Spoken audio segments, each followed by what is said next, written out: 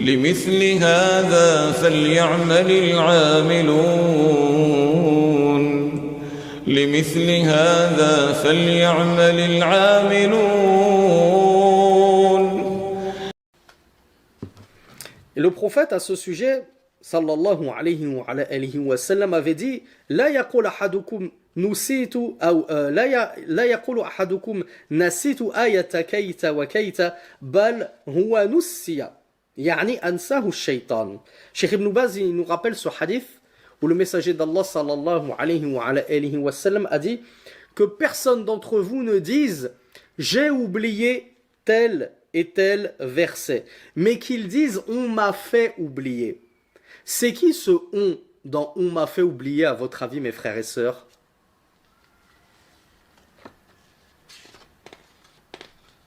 Alors j'ai eu les deux réponses auxquelles je m'attendais, Allah et Shaitan. Ibn Baz il nous dit c'est Shaitan. Il nous dit c'est Shaitan qui te fait oublier le Coran. À ton avis, comment il te fait oublier le Coran, le Shaitan?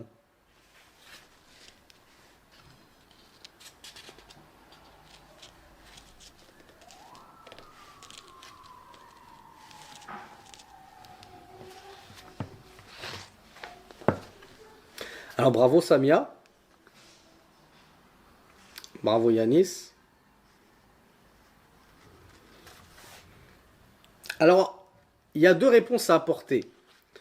Premièrement, il te fait oublier le Coran justement en t'occupant avec des futilités qui va te distraire de la révision du Coran. Le prophète sallallahu alayhi wa sallam a dit révisez fréquemment le Coran car certes il est plus enclin à s'échapper, c'est-à-dire de ta poitrine, de ta mémorisation, que la chamelle de son enclos.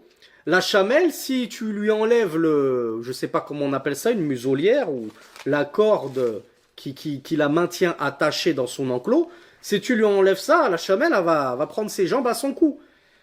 Hein, les chamelles elles sont promptes à s'enfuir.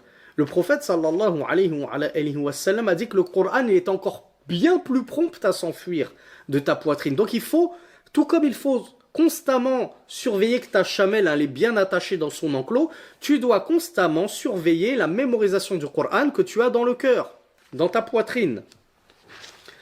Donc, comment le diable il va te faire oublier le Coran? Ben justement en te faisant oublier de mémoriser le Coran. Ça c'est la première étape.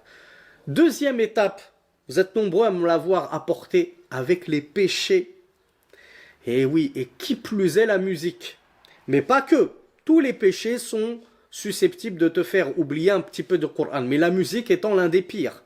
Les savants nous disent, le Coran, la parole d'Allah ne peut se réunir dans le cœur avec la parole du diable. Et la musique, c'est la parole du diable. La flûte, c'est l'instrument du shaitan. Donc, si tu écoutes beaucoup de musique, quelle qu'elle soit, ça change rien que ce soit du rap, du R&B ou du Mozart ou quoi que ce soit. À partir du moment où tu écoutes des instruments de musique, tu peux être sûr que ça va avoir une incidence très néfaste sur ton cœur, sur ta foi de manière générale et sur ta mémorisation du Coran de manière toute particulière.